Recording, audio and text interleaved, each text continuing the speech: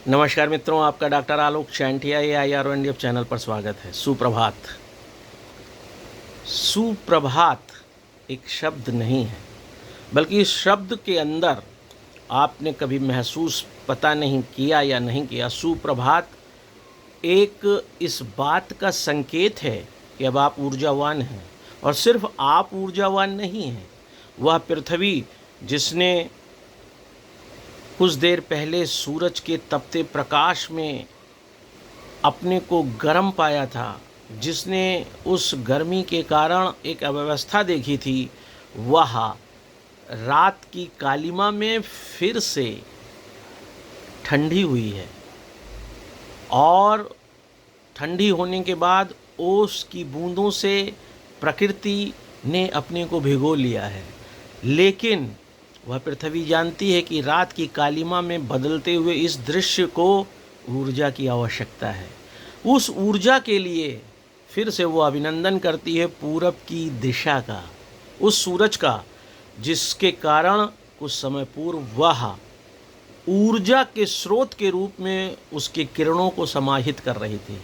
इसीलिए जब आप सुप्रभात कहते हैं तो उसका मतलब है कि एक व्यक्ति जिसने पूरे दिन की आपाधापी दौड़ धूप में अपने शरीर में खान पान और पहले से संचित ऊर्जा में एक कमी पाई थी, उसने रात की निद्रा के साथ साथ उस ऊर्जा को फिर से एकत्र करने का प्रयास किया है, उस ऊर्जा को संघनित करने का प्रयास किया है। आप कभी भी देखिए कि पूरा शरीर अगर जागता रहे, सिर्फ आँख न बंद हो, तो आप कहते हैं मुझे अनिद्रा की बीमारी हो गई है। आँख वह दरवाज़ा है, शरीर में पाए जाने वाले उन 9 दरवाज़ों में सबसे महत्वपूर्ण दरवाज़ा वो आँख के 2 दरवाजे हैं। अगर वह समुचित रूप से बंद न हो तो शरीर की ऊर्जा का जो साइकिल है, जो चक्र है, वह पूर्ण ही नहीं होता है। और वह चक्र पूर्ण होना ही हमें जिस ओर ले जाता है वह सुप्रभात है।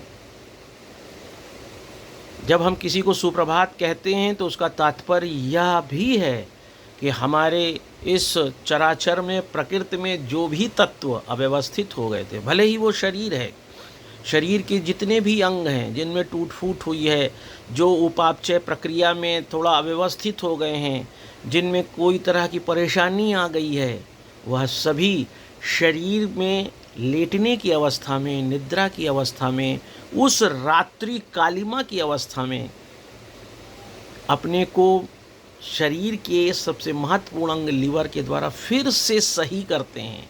एंटीबॉडी का निर्माण होता है और वह एंटीबॉडी हमारे शरीर को प्रतिरक्षित करती हैं। उसके बाद जब तरोताज़ा रूप में सुबह की किरणों के साथ शरीर जागता है तो वह ऊर्जा का फिर से एक नया पैकेट होता है।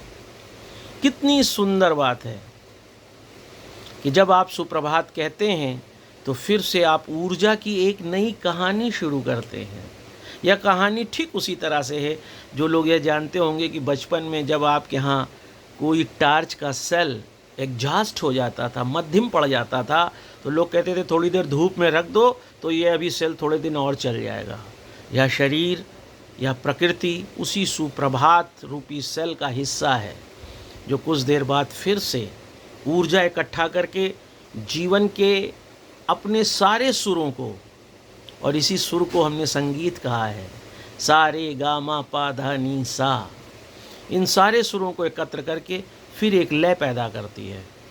इसीलिए जब आप सुप्रभात कहते हैं तो आपको समझना चाहिए कि यह कुछ भी नहीं है, सिर्फ ऊर्जा की वह अवधारणा है जिसमें प्रकृति के हर तत्व, चाहे वो नदी है, पर्वत है, पहाड़ है, धरती है, आदमी है, पशु है, पक्षी है, पेड़ हैं, पेड़ भी सोते हैं, वह भी अपनी एनर्जी इकट्ठा करते हैं।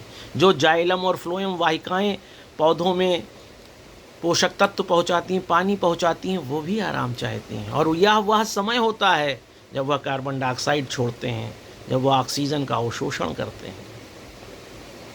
तो जब भी आप पूरे जब चराचर प्रकृति में सुप्रभात कहते हैं तो इसका मतलब है कि प्रकृति ऊर्जा से पूरी तरह सराबोर है, और इस ऊर्जा के कारण ही प्रकृति में फिर से वही सातों रंग आपको दिखाई देने जा रहे हैं, जिसे आप वेबक्योर कहते हैं विज्ञान में। इसलिए आप प्रकृति में सुप्रभात के उस अर्थ को ऊर्जा के रूप में जिस दिन समझने लगेंगे और समझेंगे कि हम उस ऊर्जा के फिर से चैनलाइज होने, उसके सही ढंग से उपयोग करने के लिए ही सुप्रभात की तरफ बढ़ते हैं। बस सोचना आपको ये है कि उस ऊर्जा को जिसको आपने चैनलाइज करके फिर से संघनित करके आप सुबह उठे हैं, उसका उपयोग आप कैसा कर रहे हैं। अगर ऊर्जा का उपयोग आप सही नहीं कर रहे हैं, प्रकृति में जितने भी जीव जंतु पेड़ पौधे हैं उनकी अपनी ऊर्जा का एक निर्धारित है, लेकिन मनुष्य ने संस्कृति बनाकर ऊर्जा को अपनी तरह से भी चैनलाइज किया है। इसलिए मनुष्य से अपेक्षा की जाती है कि वह सुप्रभात सांस्कृतिक शब्द का वास्तविक अर्थ समझे और ऊर्जा को गति दे सकारात्मक दिशा में। और जिस दिन आप इस ऊर्जा के सिद्धांत को सुप्रभात में देखने लगेंगे, हर किसी की सुबह सुंदर होगी। और जब सुबह सुंदर होगी तो निश्चित जानिए कर्तव्य का वह मानक पूरा होगा जिसमें मानवाधिकार की स्थापना स्वतः दिखाई देगी, क्योंकि कर्तव्यों का सही ढंग से पालन ही मानवाधिकार की स्थापना है। और यही उद्देश्य है अखिल भारतीय अधिकार संगठन का, जिसके लिए मैं यह छोटा सा वीडियो बना रहा हूँ। मैं आलोक चांटिया आपसे यह निवेदन करता हूँ कि आप एक बार जो मैंने कहा है कि आप उसे सुप्रभात न कहें, आप उस सुप्रभात के पीछे उस ऊर्जा की अवधारणा को महसूस करें जिसने आपके पूरे शरीर को फिर से तैयार किया है इस प्रकृति में सामना करने के लिए। निश्चित रूप से यह वीडियो आपको एक नया दृष्टिकोण आपको स्वयं को समझने के लिए देगा। अगर अच्छा लगे तो इसे दूर तक ले जाइए, क्योंकि ज़रूरी ये है कि हम भी खुश रहें, सभी खुश रहें। नमस्कार।